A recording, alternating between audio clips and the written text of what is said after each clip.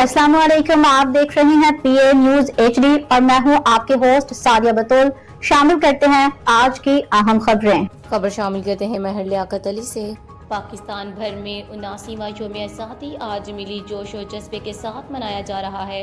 दिन का आगाज रवायती अंदाज में तोपों की सलामी से हुआ। मसाजिद में मुल्क की तरक्की और इस्तेहकाम के लिए दुआओं का एहतमाम।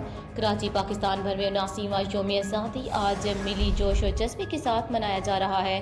दिन का आगाज रवायती अंदाज में तोपों की सलामी और नमाज फजर के बाद मुल्क की तरक्की, यकजहती, अमन और खुशहाली के लिए खसूसी दुआओं से हुआ, जबकि मसाजिद में नमाज फजर के बाद मुल्क की सलामती और इस्तेहकाम के लिए खसूसी दुआएं भी की गईं।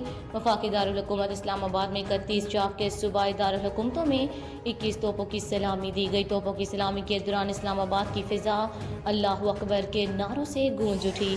कराची, लाहौर, कोयटा, पेशावर, गिलगित बल्तिस्तान और मुजफ्फराबाद, आज़ाद जम्मू कश्मीर में भी पाक फौज के दस्तों ने कौमी रवायत के मुताबिक तोपों की सलामी पेश की।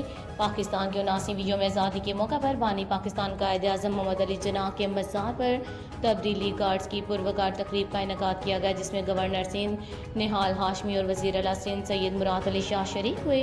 दूसरी जानिब मुसल्लह अफवाज के शोबा ताल्लुकात आमा ISPR के मुताबिक chief of army staff, naval chief और एयर चीफ ने कौम को यौम आज़ादी की मुबारकबाद देते हुए मादरे वतन के दिफा के अज़म का अदा किया।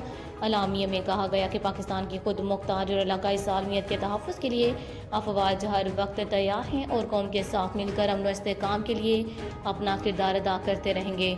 ISPR का मज़ीद कहना था कि बानियान पाकिस्तान के नज़रियात और रसूल आज भी कौम के लिए मुशअल राह हैं और इन्हीं की रोशनी में मुल्क को तरक्की खुशहाली की जानब गामज़न रखा जाएगा।